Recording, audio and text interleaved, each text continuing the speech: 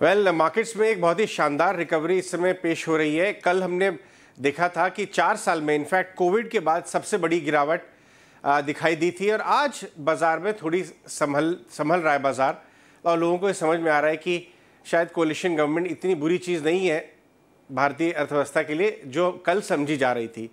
लेकिन एक वॉइस, कल हम ईटी नाउ पे बहुत सारे लोगों से बात कर रहे थे और एक वॉइस जो कल भी यही बात लेके कायम थी कि ये पार्टिसिपेट करने का समय है, इंडिया स्टोरी ख़त्म नहीं हो रही है, इतना पैनिक मत करिए। वो थे क्वांट म्यूचुअल फंड के चहेते फंड मैनेजर संदीप टंडन। आज हमारे साथ ईटी नाउ स्वदेश पे वो फिर वापस आए हैं बात करने के लिए कि अप्रोच क्या होनी चाहिए रिटेल एचएनआई, स्पेशली स्वदेश के जो व्यूअर्स हैं उनकी इस समय अप्रोच क्या होनी चाहिए और चीज़ों को रीड कैसे करना चाहिए। संदीप, बहुत बहुत शुक्रिया समय देने के लिए।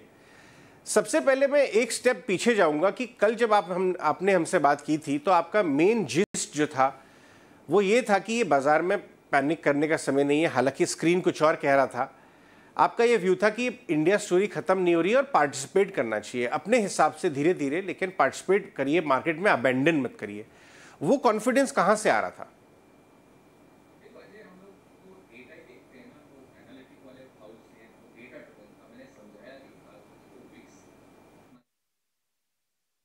विक्स एक तरह का फियर को तो मेजर करता ही है कि एक, बट उसको देखने का तरीका अलग था। ओके, बहुत सारे लोग जो सिंपल टर्म्स में टेक्निकल देखते हैं तो वो क्या बोलेंगे कि एक ब्रेकआउट था, 30 हो गया और इतना 6 months high, 1 month high, 1 year high. So lot of people का नजरिया अलग था कि ये ब्रेकआउट था। हम अपना एक एनालिटिक के एंगल से, एक बिहेवियर थीसिस से हम लोगों ने क्लियर इंडिकेट किया था कि ये अपसाइड इसका कैप है और ये पीकिंग आउट है। ओके, तो बहुत डिफरेंस होता है कि एक ही डेटा पॉइंट्स को आप ब्रेकआउट में देख सकते हो कि पीकिंग आउट में देखते हो, नजरिए का अंतर है। ओके, मेजोरिटी लोग उसको ब्रेकआउट देख रहे थे, हम लोग उसको पीकिंग आउट देख रहे थे और वो पीक आउट हुआ। आप देखिए 31 वाला इस समय 19 हो गया या 18 हो गया विक्स। ओके, तो वो एक पर्सपेक्टिव मिलता है कि कहाँ 31% पे वो ट्रेड हो रहा था और आज 18% पे आ गया है। तो एक हमको एक नंबर्स का तो सेंस आता है ना कि क्या चेंज हुआ। अगर विक्स इतनी स्पीड से फॉल हुआ, ओके, और टिपिकली एक इवेंट के बाद होना था क्योंकि एक अनसर्टेनिटी में वॉल स्पाइक कर जाती है, जो इस बार भी हुआ। लेकिन एक और अनसर्टेनिटी निकल के आई कल, तो उसमें थोड़ा और वो बढ़ा। तो हम लोग तो सिर्फ डेटा देखते हैं और बहुत सारा डेटा देखा, काफी जगह कैपिचुलेटिव मूव्स थे, जैसे काफी PSU stocks, okay, metal stocks, जो भी तरीके का जहां लास्ट एक क्वार्टर के अंदर हाइप क्रिएट हुआ था। ओके, थोड़ा तो मैंने इसे hype is not the correct word, थोड़ा यूफोरिया बिल्ड हुआ था, तो वो स्टॉक में ज्यादा डैमेज हुआ, लिवरेज पोजीशंस थी वहां पे, तो वहां पे कैपिचुलेटिव मूव्स भी देखे हमने। ओके, तो हम लोग का तो स्ट्रेंथ वही है ना कि कहीं बड़ा कैपिचुलेशन दिख जाए तो 2 हाथ से लेने का टाइम होता है। उस समय हम कैपिचुलेट हो जाएं, गिव अप मार दें तो प्रॉब्लम था। और मैंने कई चैनल्स पे लाइव होके आपके भी चैनल पे बोला था कि ये लेने का समय है, ये अपॉर्चुनिटी बहुत यूनिक है, कोई इवेंट के कारण आपको चीजें सस्ती मिल रही हैं तो इस अपॉर्चुनिटी को छोड़ना बिल्कुल नहीं चाहिए। और मैं आपको एक बहुत अच्छे से बोलूंगा कि लास्ट 2-3 साल में कोविड के बाद मैंने एक बड़ा चेंज देखा है। हमारे जो रिटेल निवेशक हैं, ओके, इन्वेस्टर्स हैं, जो निवेशक हैं, उनका एक माइंडसेट चेंज हुआ। उनको भी कि ये वेल्थ इफेक्ट कैसे क्रिएट होता है ओवर पीरियड टाइम की इक्विटी मार्केट से, बिकॉज हम लोग बोलते हैं ना asset classes are long term, investors are long term, stock का सेक्टर नहीं है। ओके, बट उन्होंने एक लॉन्ग टर्म में, मीडियम टर्म में एक पैसा बनाया है। वो वेल्थ इफेक्ट उनको समझ में आया है और वो बहुत सालों बाद उनको घंटी बजी है कि इतना बड़ा नंबर हो सकता है। ओके, तो वो रीजन से मैं बोलता हूँ कि मार्केट बहुत मेच्योर हो गया है, रिटेल निवेशक बहुत मेच्योर हैं और हर फॉल पे बाइंग आती है। इनफैक्ट हमारे यहाँ कल भी एक्स्ट्रॉर्डनरी फ्लो आया है, जब मार्केट गिरा है तो लोगों ने पार्टिसिपेट किया, ये मैच्योरिटी होती है। बल्कि अगर मैं बोलूं लास्ट 1 साल के अंदर फैमिली ऑफिस, अल्ट्रा एचएनआई और so called smart investor in the market, actually they have panicked. Okay, उनको समझ में नहीं आ रहा है, 1 साल से वो लोग मंदी में है, उनको क्लैरिटी नहीं है। ओके, हम लोग तो अपना सिर्फ डेटा ड्रिवन बात करते हैं कि कहीं रिडम्पशन आता है तो सबसे पहले फैमिली ऑफिस का रिडम्पशन आता है। Okay, but retail, again absolute में किसी पे इंडिविजुअल कमेंट्स नहीं है, रिलेटिव बेसिस पे रिटेल इन्वेस्टर का फ्लो आता है। तो भाई बहुत बड़ा चेंज मैंने देखा है। और ये हर बुल मार्केट का मैं हमेशा समझाता हूँ एक लीडर होता है। जैसे 2003 से जो बुल रन स्टार्ट हुआ, जून 2003 में एफआई बुल रन था, एफआई ड्रिवन था। वो 2000 दिसंबर 2007 तक लास्ट किया। उसमें एफआईएस लोगों ने बहुत पैसा बनाया। अगर आप बहुत सारे एफआईएस के नाम जो हम कभी भी नहीं जानते थे उस पीरियड में हमने देखा, और उन्होंने एक्स्ट्रॉर्डनरी पैसा बना के गए वो। दूसरा बुल रन जो 2009 से स्टार्ट हुआ, ओके, वो एचएनआई ड्रिवन था। Okay, ultra HNI trader, family office, so called smart investor, जिसको मैं कैटेगरी डिफाइन करता हूँ, इन्फॉर्म्ड इन्वेस्टर, उन लोगों ने बहुत अच्छा पैसा बनाया। वो साइकिल लास्ट हुई जनवरी 2018 तक।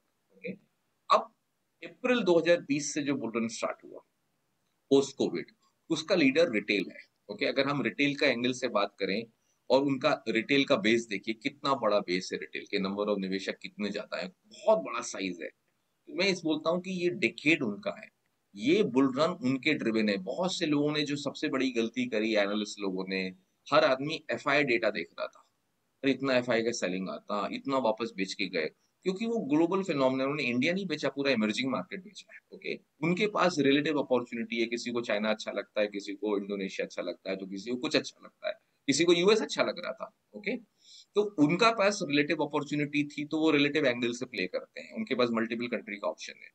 बट हमारे जो रिटेल निवेशक हैं, उनके पास तो इंडिया सेंट्रिक अपॉर्चुनिटी ही मेजर है ना। तो अगर आप वो डेटा जो लीडरशिप के रोल पे बैठा है, तो उसका रेलेवेंस ज्यादा है।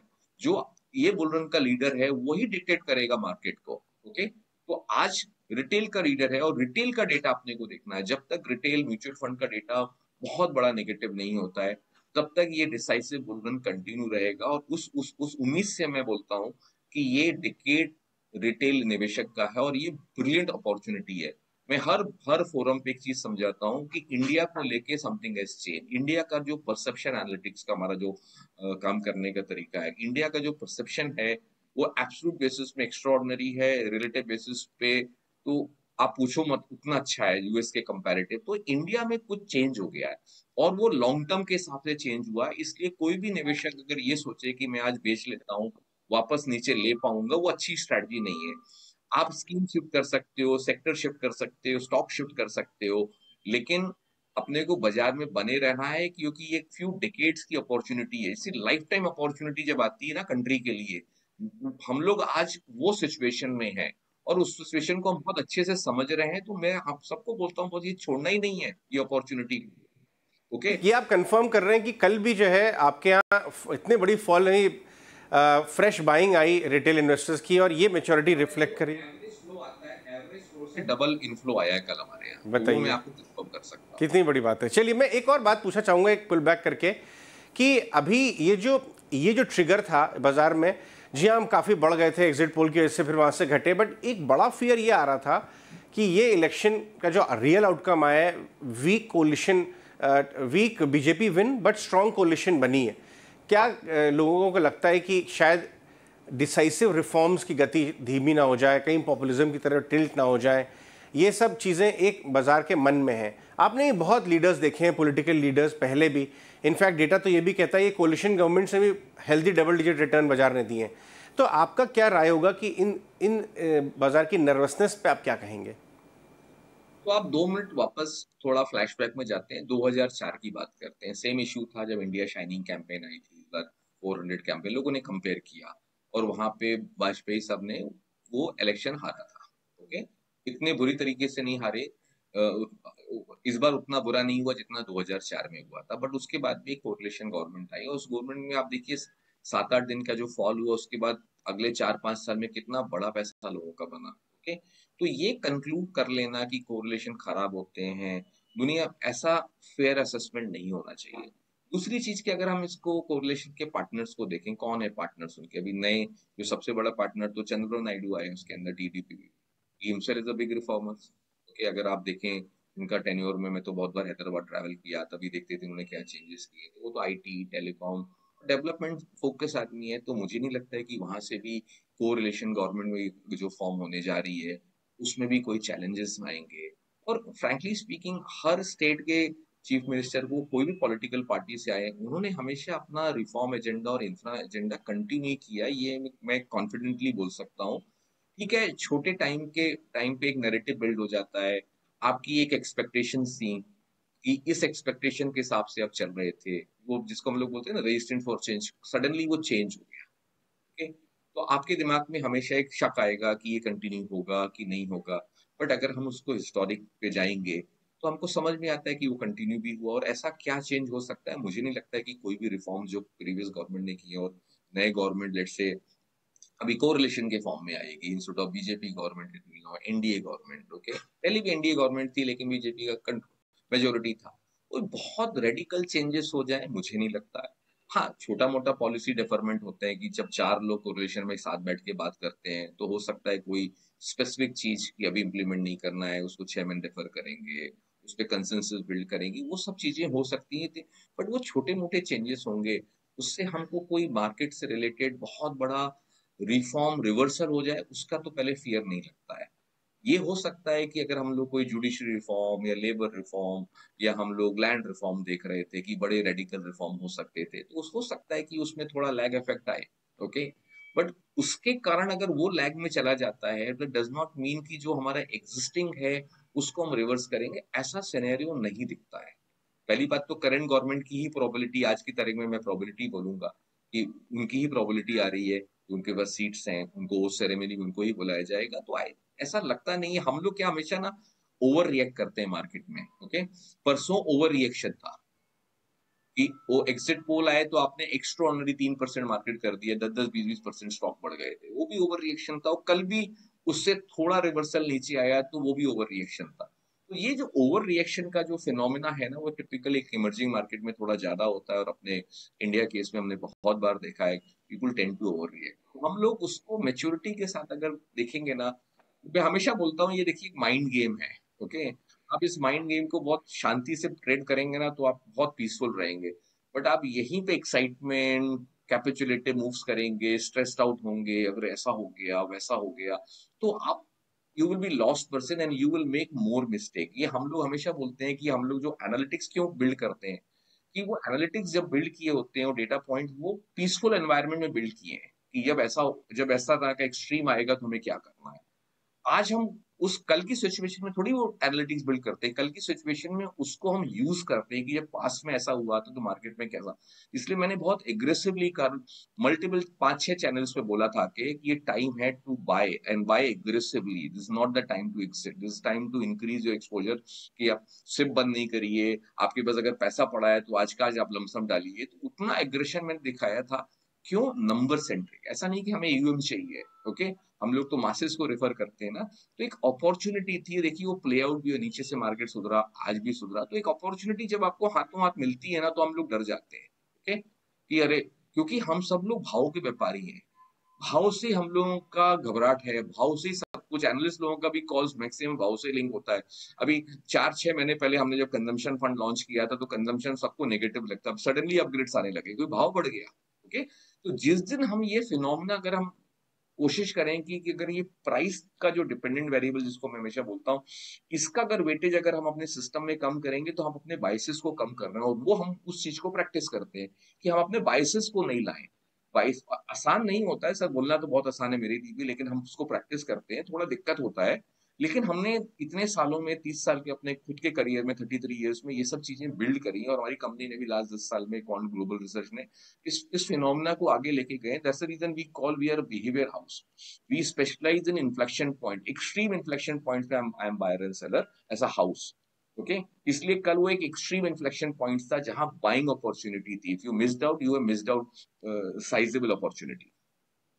अब ये बताएं कि एक स्पेसिफिक कंसर्न जो बाजार में आ रहा है, देखिए जो पीएसयू रैली है, कुछ स्टॉक्स डबल हुए, ट्रिपल हुए, 4 टाइम्स, कुछ 10x भी हो गए, वो अलग अलग है, मैं उधर नहीं जा रहा हूँ। लेकिन एक लार्जली पॉइंट ये है कि हाँ, इंडियन पीएसयूज एक इनएफिशिएंट बंच ऑफ कंपनीज थी और वहाँ एकदम बाबूडम चलता था और वहाँ पे कभी एफिशिएंसी दिखती ही नहीं थी।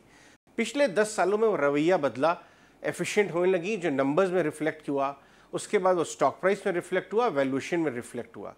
ये प्रोसेस जो चल रहा है अलग अलग सेक्टर्स में, पीएसयूज जो हुए हैं, आपने बहुत पहले पकड़ लिया था ये बदलाव क्या थमेगा, ये रुकेगा या ये जारी रहेगा?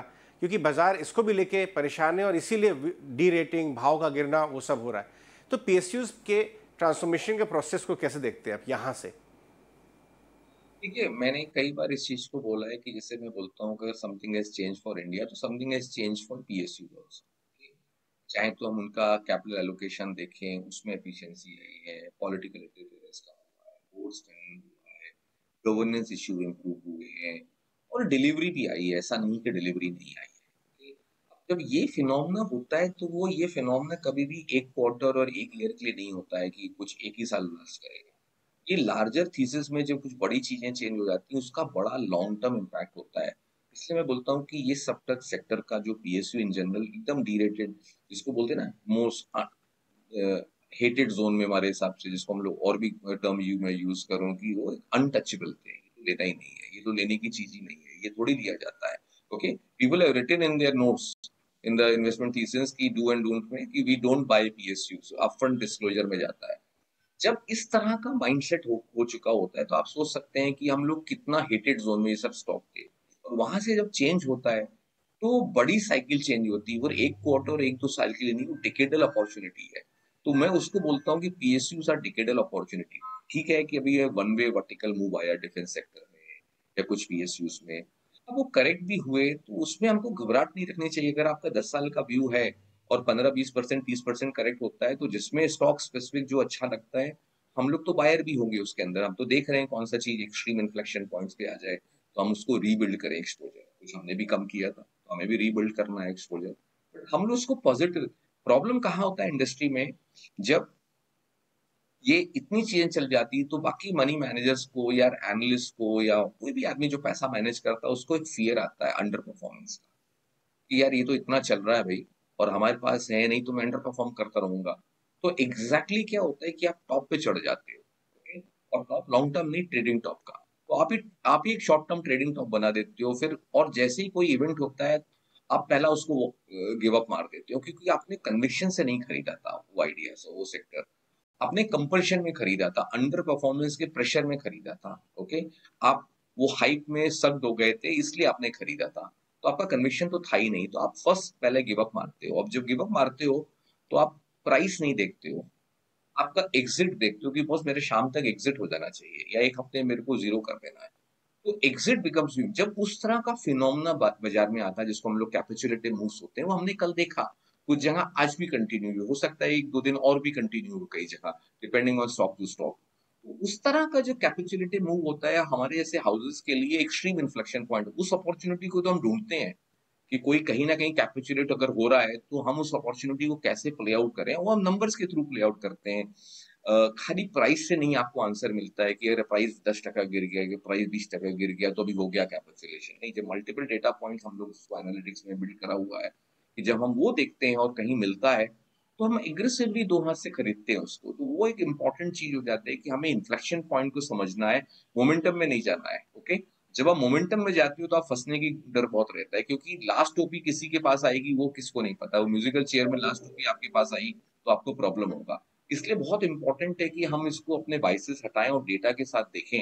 ओके, और नैरेटिव के साथ कैरी अवेड नहीं हो। सडनली आपने देखा था 10-12 दिन पहले डिफेंस सेक्टर का कितने अपग्रेड्स आ गए, मैक्सिमम हाउसेस के अपग्रेड्स आ गए। ओके, कुछ फंड्स लॉन्च हो गए उस सेक्टर को लेके। तो अब ये सब एक क्लासिक साइंस है हमारे लिए, एक यूफोरिया के। ऐसा नहीं है कि लॉन्ग टर्म यूफोर टॉप बन गया है, एक मीडियम टर्म तो टॉप बनता है ना, when इस तरह का चीजें आती है, जब सबको एक साथ लेना है और सबको एक साथ बेचना है, तो फिर टॉप और बॉटम्स अच्छे मिलते हैं। उस तरह के कैपिचुलेटिव मूव या उस तरह का कोई यूफोरिक मूव होता है तो हम उसको आइडेंटिफाई करते हैं, उसको कैपिटलाइज करने की कोशिश करते हैं, और काफी हद तक हम सफल भी हुए हैं। संदीप, एक एक दो आखिरी सवाल। ये आप इतनी ढेरों कंपनियां अक्रॉस सेक्टर्स ट्रैक करते हैं और उनकी अर्निंग्स अभी आके चुकी हैं, और जो शार्पेस्ट क्रिटिक्स रहे हैं इस गवर्नमेंट के, रघुराम राजन जी ने भी एक कमेंट दिया कि इकोनॉमिक मोमेंटम अंडरलाइन इकोनॉमी का इतना मजबूत है कि टॉप लीडरशिप इतना मायने नहीं रखेगी, 7 से 8% हम ग्रो करेंगे। मैं आपसे एक व्यू जानना चाहूँगा कि अंडरलाइन इकोनॉमिक मोमेंटम डेटा क्या दिखाता है आपको, अर्निंग्स की जो क्वालिटी है अभी कॉर्पोरेट इंडिया की, आपके पास भी बहुत सारी कंपनीज हैं, आपको कहीं भी वो शिकन का कोई साइन नज़र आ रहा है, या आपको लग रहा है कि वो मोमेंटम जो है अर्निंग्स और इकोनॉमिक मोमेंटम यहाँ से तो कुछ साल के लिए एक हेल्दी दिखाई देता है? तो देखिए, अगर हम इसको वापस उस चीज को मैं अगर रिपीट करूं कि अगर लास्ट पोस्ट कोविड कहीं कोई फिनोमेना चेंज हुआ था तो सबसे बड़ा impact rural economy. Rural economy में क्यों था कि हमारा एक सप्लाई, ये अपना कहते हैं डिमांड ड्रिवन इन्फ्लेशन नहीं हमने देखा, एक सप्लाई कंस्ट्रेन इन्फ्लेशन ग्लोबली देखा। ओके, उसके कारण इन्फ्लेशन ग्राउंड लेवल पे बहुत था, बहुत लोगों को हर्ट हुआ है। हम लोग सिटी में रहते हैं, शायद इतना इम्पैक्ट नहीं देख पाते हैं, लेकिन अगर आप ग्राउंड लेवल्स पे देखेंगे तो लोगों का कॉस्ट ऑफ लिविंग में बहुत बड़ा इम्पैक्ट आया, उस प्रोपोर्शनेट में उनकी इनकम नहीं थी।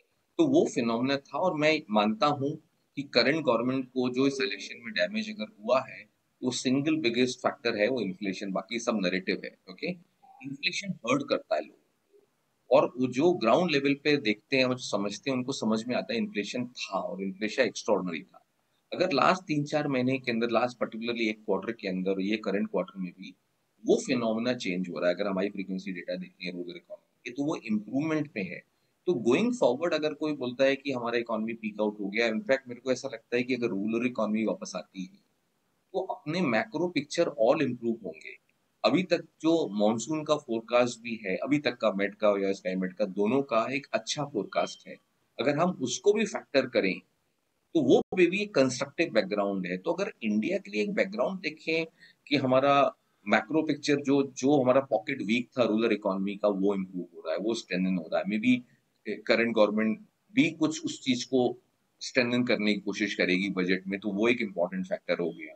दूसरी चीज देखिए, हमारा वेदर फोरकास्ट आपके फेवर में। तीसरा, वैल्यूएशन भी तो अच्छा, बाजार करेक्ट हुआ ना काफी जगह, और इंडिया का मैक्रो रिलेटिव बेसिस पे बहुत अच्छा है दुनिया से, तो पैसा यहाँ बहुत आने वाला है। जो आज तक जैसे हम लोग एफपीआई एक साल से देख रहे हैं कि एक साल से एफपीआई और एफडीआई दोनों में इम्पैक्ट आया, मे बी वो पैसा वापस आएगा, क्योंकि वो लोग, हम लोग खाली इंडिया के एंगल से नहीं देखना चाहिए कि उनके पास रिलेटिव अपॉर्चुनिटी थी दुनिया में, कहीं चाइना में, कहीं इंडोनेशिया में, या कहीं और कंट्री में, तो उन्होंने वहां शिफ्ट किया। अगर इंडिया स्ट्रक्चर बुल जो हमको दिखता है और ये कंटिन्यू रहेगा, तो झक मार के पैसा आएगा। ओके, पैसा का कोई चॉइस नहीं होता है। ओके, जिस तरह हम लोग बोलते हैं मनी फ्लो एनालिटिक्स में, money will shift, okay, from high risk to low risk thing, and जो हमारा लिक्विडिटी का कंसेप्ट है, तो इंडिया का good liquidity is also improving. Okay, globally तो बैड लिक्विडिटी बढ़ रहा है, इंडिया का तो गुड लिक्विडिटी, जिसको हम लोग प्रोडक्टिविटी एफिशिएंसी के तौर पे देखें तो इंप्रूवमेंट है। I am not saying it is extraordinary, और रूरल इकोनॉमी उसको सपोर्ट करेगी, तो बैकग्राउंड बहुत कंस्ट्रक्टिव है। और मैं हमेशा बोलता हूँ कि इस तरह का कोई इवेंट हो जाता है तो मार्केट और हल्का हो जाता है। लास्ट पोस्ट कोविड में मैंने कई बार ये देखा है कि कम से कम 5-6 बार बाजार 10-15% 20% 15% शार्प करेक्शन आया है, और वो इतना शार्प करेक्शन आता है कि लोग हेल्दी करेक्शन की बात करते हैं और लोगों का एक्चुअली हेल्थ बिगड़ जाता है। ओके, अभी कल तो सबको हिट हुआ ना, हमारी भी एनएवी खराब हुई, सबका पोर्टफोलियो हुआ, लोगों का माइंडसेट खराब हुआ। ओके, और वही हम समझाते हैं कि भाई अपना माइंडसेट को ठीक रखो, ऐसा कुछ भी चेंज नहीं हुआ। अगर आपका माइंडसेट ठीक रहेगा तो आप पार्टिसिपेट कर पाओगे, तो रिकवरी आ जाएगी, और आज काफी हद तक रिकवरी आई है। तो मैं इसको अपॉर्चुनिटी के तौर पे देख रहा हूँ कि मार्केट लाइट हो गया, बिहेवियर पर्सपेक्टिव से पोजीशन ज्यादा है नहीं, किसी का लिवरेज इतना बड़ा था नहीं, वो एक करंट आया और अभी वापस खत्म हो गया। एक अच्छी अपॉर्चुनिटी है, अपने को अच्छी स्कीम्स में पैसा डालना है या अच्छे स्टॉक्स में डालना है, वो आप अपना एनालिसिस करिए, या हम जैसे लोगों को दीजिए जो उसको करते हैं। तो वो आई थिंक पैसा घबराहट में बाजार से निकालना नहीं है, बहुत इंपॉर्टेंट पॉइंट है। लॉन्ग टर्म ट्रेजेक्टरी इंडिया की बहुत अलग है, हम लोग रिग्रेट करेंगे अगर पैसा निकाला। बात संदीप, बहुत बहुत शुक्रिया 18 ऑफ स्वदेश पे हमारे दर्शकों को, अपने व्यूअर्स को, हमारे और अपने इन्वेस्टर्स जो फॉलोअर्स होंगे उनको ये गाइड करने के लिए कि रिग्रेट करेंगे आप अगर इस तरह के शार्प फॉल्स को अपॉर्चुनिटी के तौर पे ना देखें। बहुत बहुत शुक्रिया संदीप अपनी बेबाक राय शेयर करने के लिए। नमस्कार।